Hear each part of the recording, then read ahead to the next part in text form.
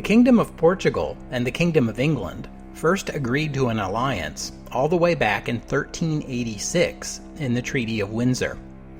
This treaty has been in effect ever since, even in our time, making this the oldest alliance in the world still in force, a justified point of pride for both nations. But the awkward truth is that by the late 19th century, this treaty, though still formally in effect, had become nearly a dead letter. But then came the Great War, which breathed new life into the old alliance, though not necessarily in the way you might expect. Welcome to the history of the 20th century.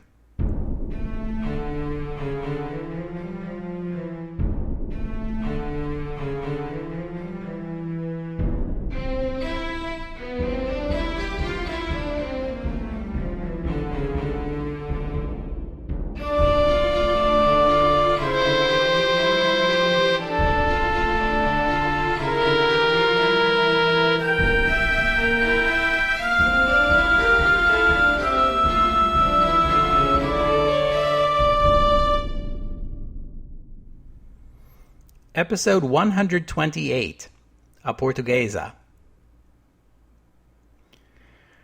I began writing this episode intending it to be the next chapter in the story of the Great War in Africa, which we last visited in episode 113. But the British effort to subdue German East Africa, the one German colony that stubbornly refuses to get subdued, is now going to include assistance from Belgium and Portugal. Assistance that the British were less than pleased to accept, for reasons I'll get into in a few minutes. The involvement of Belgian and Portuguese soldiers in the war in German East Africa stems from the geographical fact that the German colony borders not only on British East Africa and other British territories, but also on the Belgian Congo and on Portuguese East Africa, which we know today as Mozambique. So before I can talk about the Belgian and Portuguese roles in the fighting, maybe we should first take a look at these neighboring colonies. First, a quick recap on the Belgian Congo. I already talked about King Leopold's Congo Free State at length in episodes 19 and 20. At the conclusion of episode 20, the Belgian government took control of the Congo Free State, which was thereafter called the Belgian Congo. By 1916, metropolitan Belgium is mostly under German occupation, but the Belgian authorities still rule in the Belgian Congo. That the Belgian colonial authorities in the Congo began eyeing German East Africa and thinking thoughts of revenge is perfectly understandable, if not necessarily excusable. Germany deserved to be punished for attacking neutral and innocent Belgium, and turning over German East Africa to Belgian control as a form of reparation might sound like a pretty good idea to the Belgians. I say it's not excusable because remember that at least in theory, Belgian rule in the Congo started out as a philanthropic exercise in making life better for the Congolese, introducing the benefits of modern civilization, opening trade, abolishing slavery, all that good stuff. This was the understanding under which the great powers ceded control of the Congo to Leopold in the first place. King Leopold's reign of terror makes all this sound like a sick joke in retrospect, but when the government in Brussels took over control of the territory, that was supposed to turn the project around, and in any case, when the Belgian government claimed the Congo, they took ownership of King Leopold's philanthropic promises too. Control of the Congo is supposed to be for the benefit of the Congolese. The Congo is not supposed to be a staging area for a Belgian grab for additional African territory. But by 1916, there were few Belgians who would have had much patience for that argument. And then there's Portugal. I've been meaning to talk about Portugal for a while now, and this seems as good a time as any. So let's shift focus for a few minutes and take a closer look at Portugal. The Kingdom of Portugal has come up in the podcast several times now, mostly when I talk about the Age of Exploration.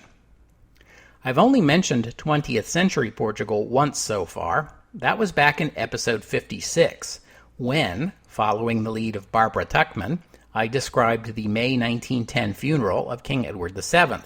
Remember that? I named all the royals who were in the procession and then described the fate that awaited each of them, mostly either deposition or murder. One of the monarchs in that catalogue of kings was Manuel II, King of Portugal. I said back then that he would be the first to go. His reign would not even survive the year 1910. Well, I wasn't lying, so let's take up that thread now and follow it all the way to Africa. The age of exploration had been good for Portugal. I've already made that plain enough, I hope. Portugal's far-flung trade empire made her rich, but bigger and more powerful European nations began cutting in on Portugal's action, which cost her her monopoly benefits. But she still had an empire, and the crown jewel of the Portuguese Empire was Brazil. She also had that alliance with England that I mentioned at the top of the episode, and which is still in effect today, although I should note that in our time, the United Kingdom and Portugal are both members of NATO, and their alliance obligations now run mostly through that treaty. Still, 632 years is a long time, and there is no doubt that this alliance helped shape the histories of both nations. For example, it is credited with introducing first tea and second port into English culture.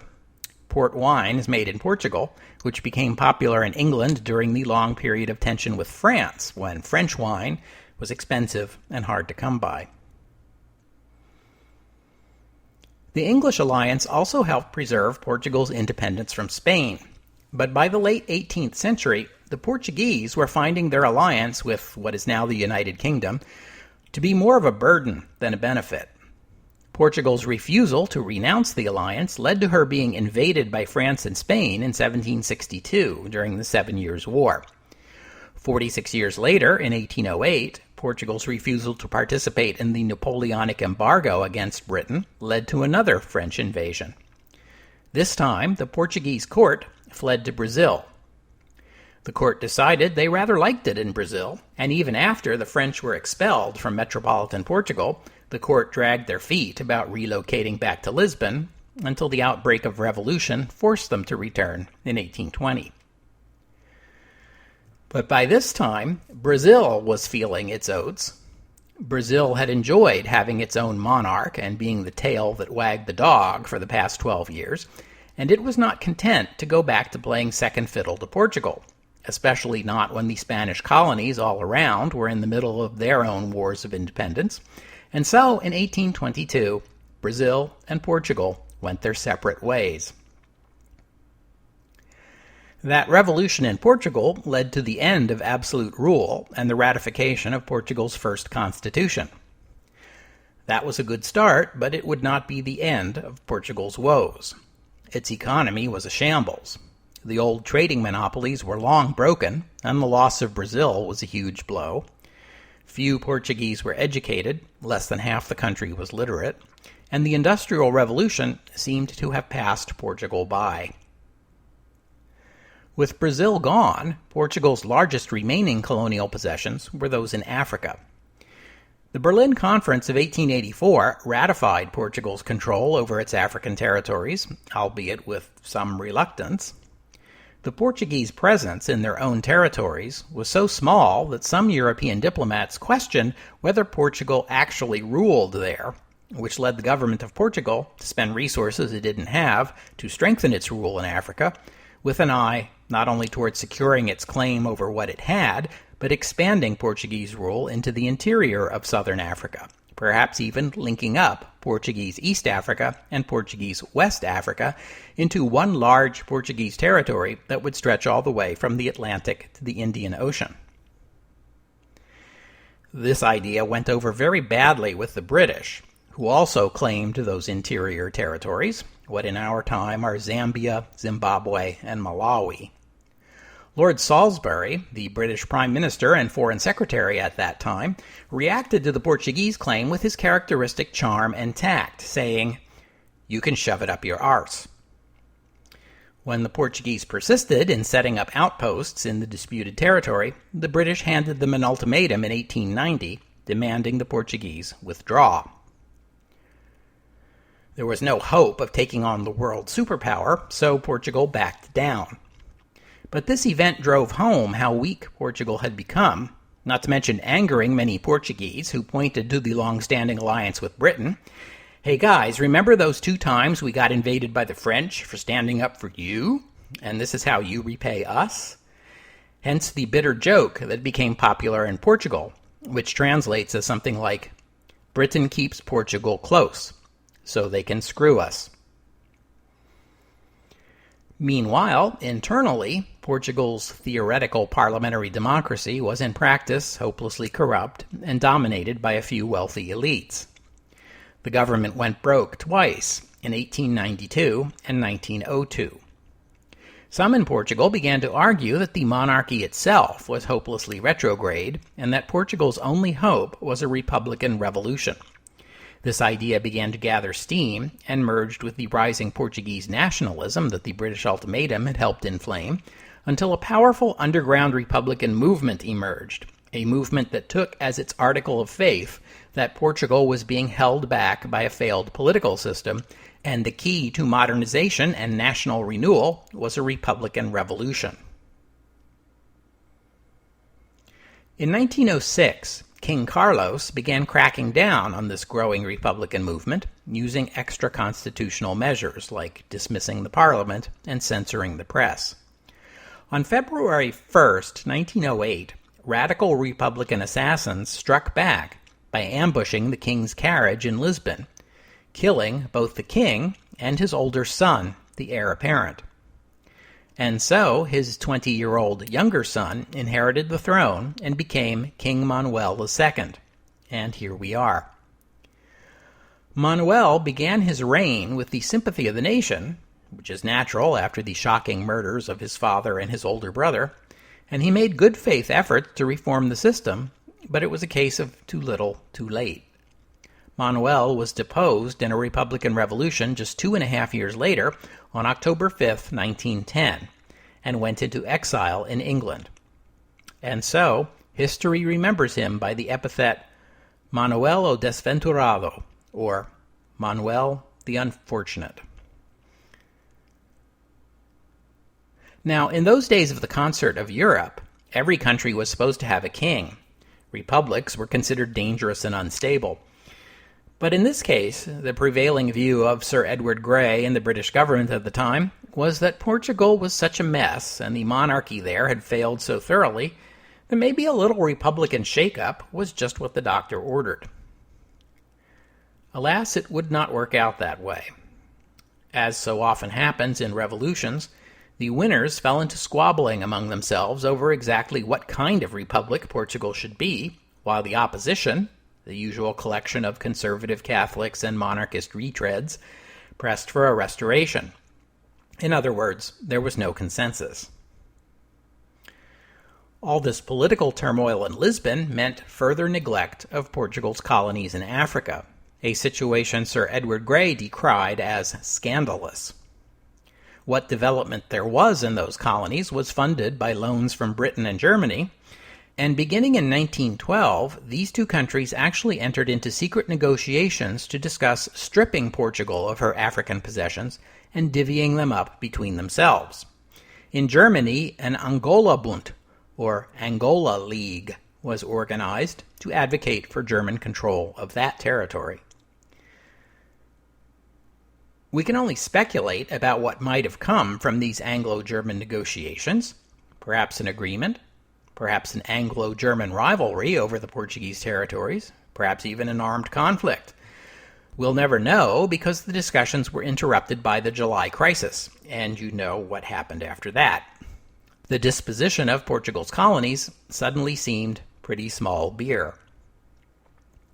Still, you may be asking by now, whatever happened to that 500-year-old alliance between Portugal and the United Kingdom? How can the British be contemplating grabbing their allies' colonies? Also, why didn't Portugal enter the Great War when Britain did? Well, at the risk of spoiling the pretty picture of this staunch and long-lived alliance, the truth is that, as I said in the opening, it was pretty much a dead letter by this time. British foreign policy had been to resist getting entangled in alliances with European powers, and the Foreign Office regarded the Portuguese alliance as little more than an empty anachronism. Britain was the world superpower, and Portugal had little or nothing to offer in return for British protection. Britain therefore reserved to itself the right to decide when, or if, the alliance was in effect. Portugal was certainly not a party to the network of alliances and ententes that drew Britain into the Great War, and so the July crisis came and went without any Portuguese involvement. You might think that Portugal's interests would best be served by keeping out of the Great War, but the new Republican government in Lisbon didn't see it that way at all. The disputes over the Balkans meant nothing to them, but with Portugal still mired in a backward economy and endless corruption and political infighting, the government looked hopefully upon their still substantial African holdings. If these were held, or even expanded, say at German expense, they could be the new Brazil, the colonial holding that once sent a river of gold flowing into Portuguese coffers.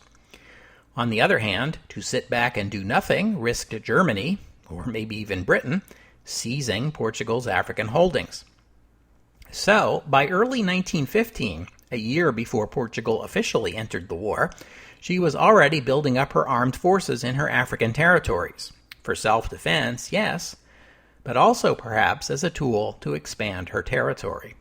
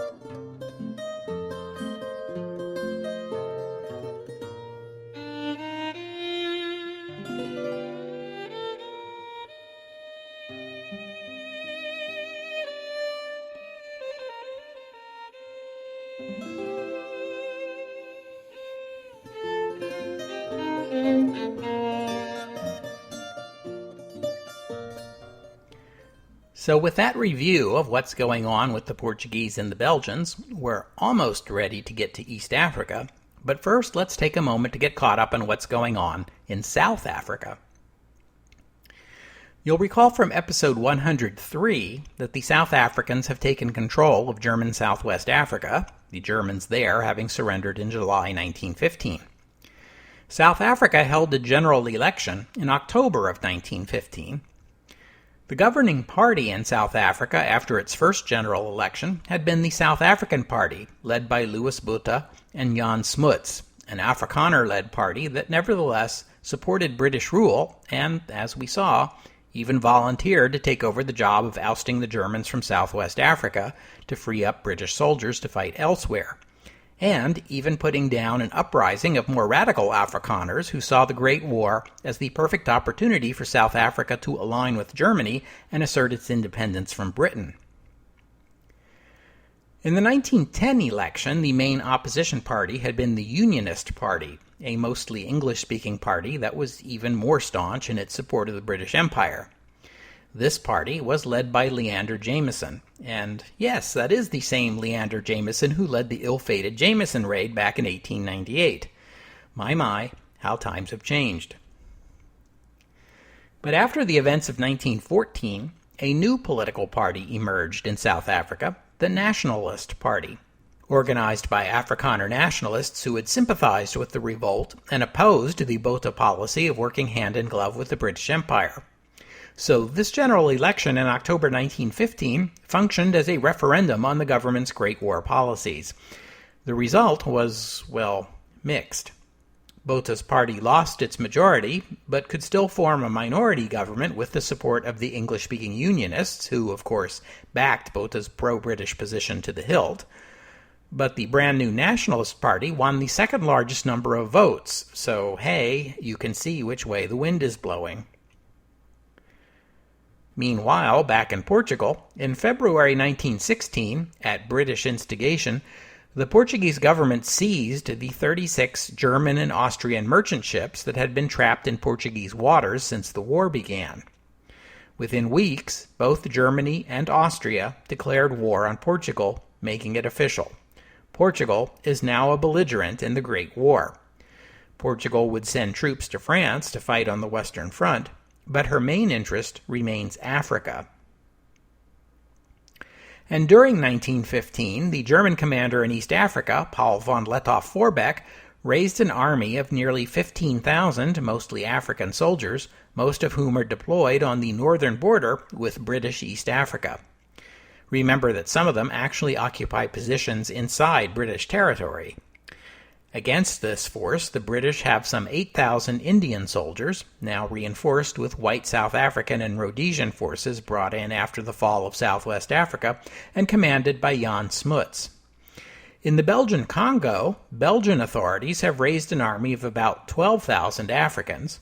This Belgian force is well trained and equipped, composed as it is, of veterans of the Force Publique and some of the toughest native fighters. Speaking of equipped, I need to talk about the massive logistical problems of conducting a military campaign in the African interior at this time. Keep in mind that railroads are scarce and roads are virtually non-existent. Horses, which are still the main way armies in Europe transport their equipment and supplies, can't survive in the tropical climate. So instead of pack animals, armies use pack humans, what are called porters. Over the course of the Great War in East Africa, well over 1 million Africans, perhaps as many as 2 million, will serve as porters in this conflict, far outnumbering the soldiers they supply. At first, the Europeans hired Africans as porters at attractive wages. As the war progressed and resources became scarce, the wages became less attractive, and by late in the war, Africans were being impressed into service as porters. The work was hard, the food was poor, the health care rudimentary, and African porters died at rates comparable to combat soldiers. Porters have to carry not only supplies for soldiers, but supplies for the porters ahead of them in the line as well. So, for example, the 12,000 Belgian soldiers massing on the western border of German East Africa require over 200,000 porters to keep them in supply, because the larger part by far of what the porters are carrying is consumed by their fellow porters. In the month of January, some 13,000 South African troops were shipped to British East Africa in preparation for an offensive to drive the Germans out of British territory, and finally, at last, capture the white settler portion of German East Africa. These South African troops, a mix of Afrikaners and English-speaking natives of South Africa and Rhodesia, went into this campaign brimming with confidence. The Indians may have had trouble adapting, but this was their country, their Africa. They had brushed aside the Germans in Southwest Africa with little trouble. Now they would do the same here in East Africa. But it wasn't their Africa. This Africa is quite different from the veldt, where the Boers on horseback had confounded the British army. And while some of these South Africans were hardened veterans of the Boer War and the Southwest Africa campaign, others were teenagers, barely old enough to fight, and experiencing the jungle for the first time. Like the Indians before them, the South Africans discovered what it meant to assault a well-entrenched and concealed enemy with skilled and well-positioned snipers. In their first skirmish on February 12, 1916, a few days before Smuts would arrive and take charge personally, a South African unit lost half its soldiers to German snipers. The survivors fled, leaving behind equipment to be scavenged and many of their fallen comrades to be buried by the very German soldiers who had killed them. In this one small skirmish, the South Africans lost 1/3 of the total number of soldiers lost in the entire Southwest Africa campaign. The Indian soldiers took a certain satisfaction at seeing the South Africans get their comeuppance. The South African military report of the fighting was a model of creative writing. The enemy was found to be in force and counterattacked vigorously. The unit was compelled to withdraw.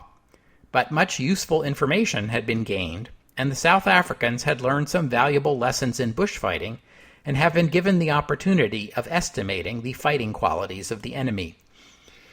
Yeah, that's one way of putting it. This early skirmish established a number of basic facts that the white South Africans and the British command had been reluctant to acknowledge, but were now undeniable. Black African soldiers on both sides can shoot as well as white soldiers, and they move through the terrain more easily and more quietly. The Germans and their Askari fighters were remarkably skilled at using the terrain to their advantage. The Indians could also fight as well as the white soldiers, given the proper training and experience, but right now both the white and the Indian soldiers on the British side were deficient in both areas. February 15th, 1916 was, as you may recall from episode 100, the day that German Cameroon surrendered. East Africa was now the only German-controlled territory left on the continent, which lifted spirits a bit on the British side, and on February 19th, Smuts arrived in Mombasa to take personal command. Smuts reasoned, logically enough, that the German forces, and remember I'm calling them German, but they are mostly Africans, the German forces were too well entrenched and too skillful to take by frontal assault, even though the British side has far greater numbers. Instead, Smuts wisely chose to use his greater numbers to outflank the Germans. He sent a column far to the west, around the inland side of Kilimanjaro, under the command of Jacob van de Venter, an Afrikaner veteran of the Boer War. Van de Venter was 41 years old. He was a large, strong man and an experienced guerrilla fighter, but lacked education and spoke English poorly. He was known to some as Jaap, which can be taken as a nickname for Jacob, but can also mean something like hick or hayseed in Afrikaans. The flanking maneuver succeeded, forcing the Germans to fall back, although it was slow going. The German commander, Lettow Vorbeck, understood and expected this maneuver. He knew he could not hold the northern rail line and the surrounding territory against a determined British attack. As always, his focus was to slow the British down and force them to pay dearly for their gains. By Easter Sunday, April 23rd, the day before the rising in Dublin, Van de Venter's column had advanced as far south as Kondoa, most of the way to the critical German Central Railway. This is the one that runs from Dar es Salaam on the coast to Lake Tanganyika in the west. You can think of it as the backbone of German East Africa. As the Germans get closer to the railroad, they get closer to their supply sources, and the number of porters they need gets smaller and the logistical problems get simpler. For the British, it's exactly the opposite. They need more and more porters, and supply becomes more and more complicated, and so Van de Venter's advance ground to a halt as he was forced to wait for his supplies to catch up. And as they waited, the number of effective fighters in Van de Venter's column kept dropping, as malaria and other illnesses claimed increasing numbers of the South Africans. It didn't help any that the South Africans scoffed at mosquito netting and were reluctant to take quinine. The Germans saw their chance and on May 9th attacked Van de Venter's position. In spite of their advantages, including a couple of guns salvaged from Königsberg, the attack failed, a rare German defeat in this theater. Having pushed the Germans off their own northern rail line, the British set to work rebuilding the track, which the Germans had destroyed before their withdrawal. It was a challenging project, but by summer the British were able to use sections of the railway, which eased their supply problems a little. In July 1916, the Royal Navy was able to take the port city of Tonga at the eastern end of the rail line, avenging the British defeat there in 1914. But in the meantime, the Germans had also scored a coup. In late 1915, the German government outfitted a blockade runner, christened Marie, and sent the ship to sea, under strict instructions never to use its wireless. The German ship navigated all the way from the North Sea, down the west coast of Africa, around the Cape, and on to German East Africa, arriving in the spring of 1916. This was the second time a blockade runner had made it to East Africa. The first was a year earlier. That ship had brought supplies intended for the crew of Königsberg, but after she was lost, they went to bolster Lettow Vorbeck's ground forces instead. Marie carried 1,500 tons of badly needed supplies, including a few howitzers, 2,000 rifles, and 3 million rounds of ammunition. The ship also brought food, uniforms, and medical supplies, and all of it was pre-packaged into 50,000 porter loads, ready to be carried into the interior. It also brought an Iron Cross, first and second class, for Paul von Lettow Vorbeck. After the war, he would say that the Royal Navy's failure to intercept Marie was the most important British defeat in the East Africa campaign. But it would also be the last time Lettow Vorbeck and his soldiers get any help from outside Africa. Here on in, they are on their own.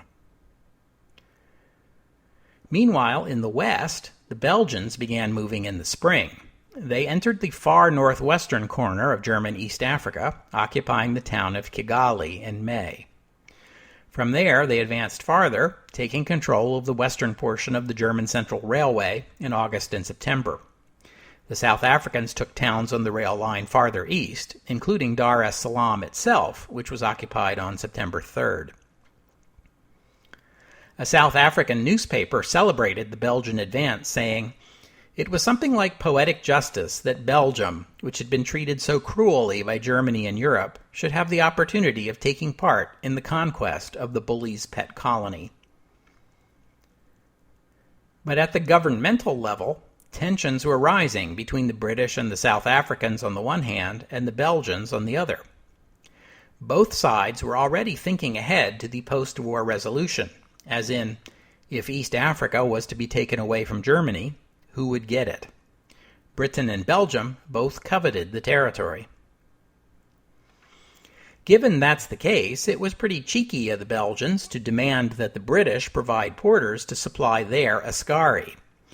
The Belgian colonial officials would not permit civilians from the Congo to cross the border into East Africa. As for the British, they tried to undermine the Belgian claim to African territory by reminding everyone of the depredations of King Leopold, as well as circulating accusations that the Belgian-led soldiers were committing widespread pillage, rape, and even cannibalism in the areas they controlled, as well as accusing them of abusing the porters the British had provided. By the end of 1916, Lettow Vorbeck and his troops had withdrawn into the southern third of German East Africa, and they were down to about 7,000 soldiers. They pursued a scorched earth strategy, destroying food stocks and anything else that their enemies might find useful. But defections became a problem.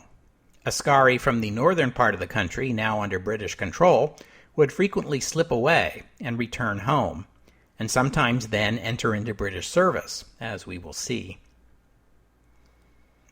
Smuts wrote to Schnee, the German governor, and Lettow Vorbeck, suggesting that their situation was impossible and requesting their surrender. He got no response. He queried the British government about using poison gas in East Africa, but was advised that gas wasn't likely to work very well under African conditions. Although the Germans were gradually losing soldiers and territory, they remained wily and dangerous foes. This point was driven home at the end of the year when the Portuguese made their first attempt to move north and grab a piece of German territory for themselves. The Portuguese were completely unprepared for German tactics, not to mention the ferocious German artillery, and were driven back in a humiliating panic. Not that it stopped the Portuguese from declaring victory and awarding themselves medals. The commander of this small German force that had stopped the Portuguese advance was Max von Loof, the erstwhile captain of SMS Königsberg. The Portuguese blamed their failure to push the Germans off their northern border on a lack of cooperation from the British. But the British weren't any keener to see Portuguese soldiers advancing into German East Africa than they were to see the Belgians. This unseemly rivalry among the neighbors of German East Africa, the British, the Belgians, and the Portuguese, would continue for the rest of the war and on into the peace negotiations. So here's something to remember the next time someone tries to tell you that colonialism was an altruistic enterprise and the Europeans were actually losing money on the project. Think how strange it is that people who are losing money on a project would take up arms and fight on the battlefield for the sake of the opportunity to save their enemies some money and lose even more themselves. This point was not lost on anyone, even at the time. Whatever other repercussions this war in East Africa might have, it was certainly going to make it a lot harder to explain and defend European policy toward Africa. And that's going to have long-term consequences.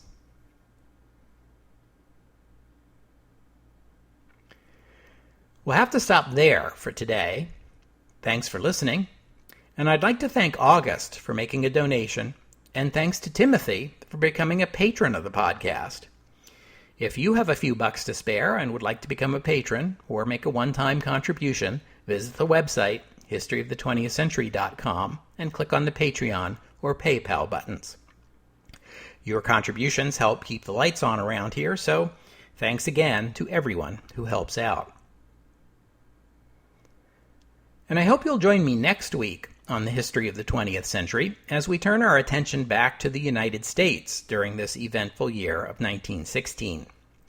This is a presidential election year in the United States, and we'll be looking at Woodrow Wilson's campaign for re-election in 2 weeks. But first, next week, I want to pick up where we left off last time, just after Pancho Villa raided the town of Columbus, New Mexico. Woodrow Wilson responds to the first foreign military attack on the United States in 100 years. That's next week on the history of the 20th century. Oh, and one more thing. Back in 1890, when the Portuguese government accepted that British ultimatum and abandoned Portugal's claim to the lands between Portugal's 2 African territories, the Portuguese composer Alfredo Kyle and lyricist Enrique Lopes de Mendoza wrote a protest march, A Portuguesa, which you can think of as the Portuguese answer to La Marseillaise. It became a republican anthem.